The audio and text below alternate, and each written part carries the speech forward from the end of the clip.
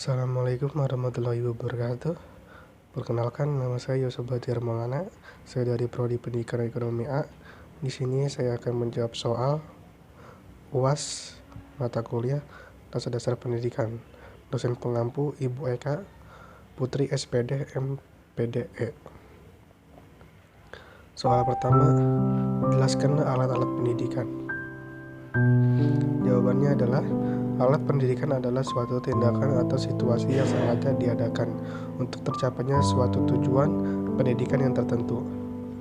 Alat pendidikan merupakan faktor pendidikan yang sengaja dibuat dan digunakan demi pencapaian tujuan pendidikan yang diinginkan. Selain daripada itu, alat pendidikan juga bisa diartikan segala perlengkapan yang dipakai di dalam usaha pendidikan. Alat pendidikan terbagi menjadi dua. Yang pertama, fisik, papan tulis, buku pelajaran, dan komputer. Dan yang kedua, non-fisik, kurikulum, metode, dan evaluasi.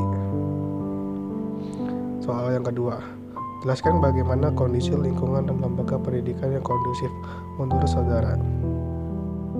Jawabannya adalah lingkungan belajar menjadi hal yang berpengaruh terhadap pembelajaran siswa, di mana lingkungan belajar yang kondusif menjadi faktor penting untuk memaksimalkan kesempatan belajar bagi siswa. Kondusif berarti kondisi yang benar-benar sesuai dengan mendukung keberlangsungan proses pembelajaran. Proses pembelajaran merupakan interaksi antara anak dengan lingkungan di sekitarnya, sehingga pada diri anak terjadi proses pengelolaan informasi menjadi pengetahuan, keterampilan dan sikap sebagai hasil dari proses belajar. Hal tersebut juga akan tercapai jika lingkungan belajar di sekolah juga berjalan dengan kondusif. Dan soal yang ketiga, jelaskanlah peranan keluarga, pemerintah, dan masyarakat dalam pendidikan di Indonesia.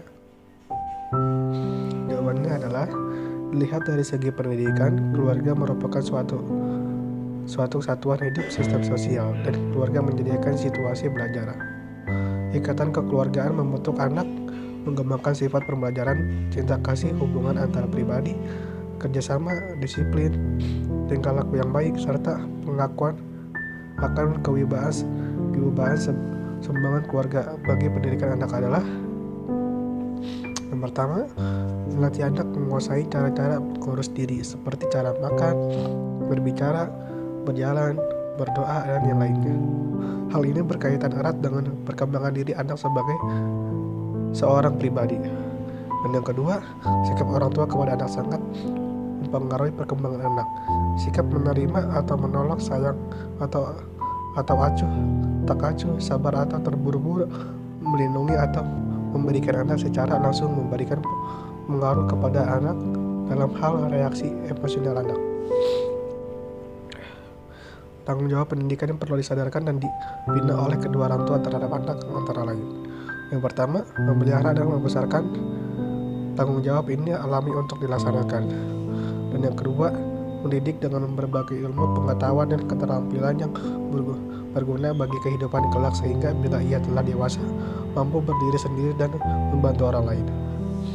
Dan yang ketiga, membahagiakan anak untuk dunia dan akhirat dengan memberinya pendidikan agama sesuai dengan ketentuan Allah Subhanahu wa Ta'ala sebagai tujuan akhir hidup manusia. Pemerintah memegang peranan penting dalam meningkatkan kualitas pendidikan anak-anak Indonesia. Dalam hal ini, pemerintah berperan dalam otonomi pendidikan. Menurut Siombing 2001, ada beberapa peran yang diharap dapat dilaksanakan oleh aparat pemerintah dalam menata dan menetapkan pelaksanaan pendidikan yang berbasis masyarakat adalah sebagai berikut. Pertama, sebagai pelayan masyarakat. Yang kedua, sebagai fasilitator. Yang ketiga, sebagai pendamping. Yang keempat, sebagai mitra. Yang kelima, sebagai penyandang dana. Sebagai salah satu lingkungan terjadinya kegiatan pendidikan, masyarakat mempunyai pengaruh yang sangat besar terhadap berlangsungnya segala aktivitas dan yang menyangkut masalah pendidikan. Untuk itu, bahan apa yang akan diberikan kepada anak didik sebagai generasi tadi harus disesuaikan dengan keadaan dan tuntunan masyarakat di mana kegiatan pendidikan berlangsung. Yang pertama, peran serta dalam menggunakan jasa pelayan yang tersedia. Pada tingkat ini, masyarakat hanya memanfaatkan jasa sekolah untuk mendidik anak-anak mereka. Dan yang kedua, peran serta dengan memberikan kontribusi dana, bahan, dan tenaga. Pada PSM, peran serta masyarakat, jenis ini masyarakat berpartisipasi dalam perawatan dan pembangunan fisik sekolah dengan menyumbangkan dana, barang, atau tenaga. Dan yang ketiga, peran serta dengan memberikan kontribusi dan dana, bahan, dan tenaga. Pada PSM, peran serta masyarakat jenis ini masyarakat berpartisipasi dalam perawatan dan penggunaan fisik sekolah dengan menyumbang dana, barang, atau tenaga. Yang keempat, peran serta melalui adanya konsultasi. Pada tingkatan ini orang tua datang ke sekolah untuk berkonsultasi tentang masalah pembelajaran yang dialami anaknya. Dan yang kelima, peran serta dalam pelayanan orang tua atau masyarakat terlibat dalam kegiatan sekolah.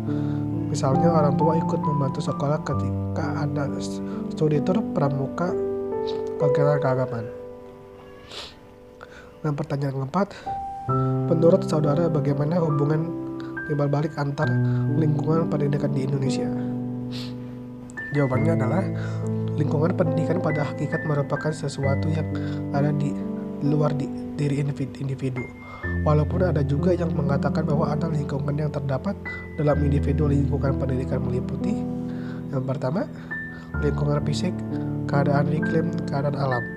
Dan yang kedua, lingkungan budaya, bahasa, seni, ekonomi, politik, pandangan hidup, keagamaan, dan lainnya. Dan yang terakhir, tiga, lingkungan sosial atau masyarakat, keluarga, kelompok, bermain, organisasi. Hubungan timbal balik antara lingkungan pendidikan. Yang pertama, pengaruh keluarga terhadap sekolah dan masyarakat. Yang kedua, pengaruh sekolah terhadap keluarga dan masyarakat. Yang ketiga, pengaruh masyarakat terhadap keluarga dan sekolah. Pendidikan merupakan suatu proses yang kompleks dan melibatkan berbagai pihak, khususnya keluarga, sekolah, dan masyarakat sebagai lingkungan pendidikan yang dikenal sebagai tripusat pendidikan. Fungsi dan peranan tripusat pendidikan itu, baik sendiri maupun bersama-sama, merupakan faktor penting dalam mencapai tujuan pendidikan, yakni membangun manusia Indonesia seutuhnya serta menyiapkan sumber daya manusia pembangun yang bermutu. Dengan demikian, pemenuhan fungsi dan peranan itu secara optimal merupakan salah satu faktor penentu keberhasilan pembangunan nasional. Sekian dari saya. Wassalamualaikum warahmatullahi wabarakatuh.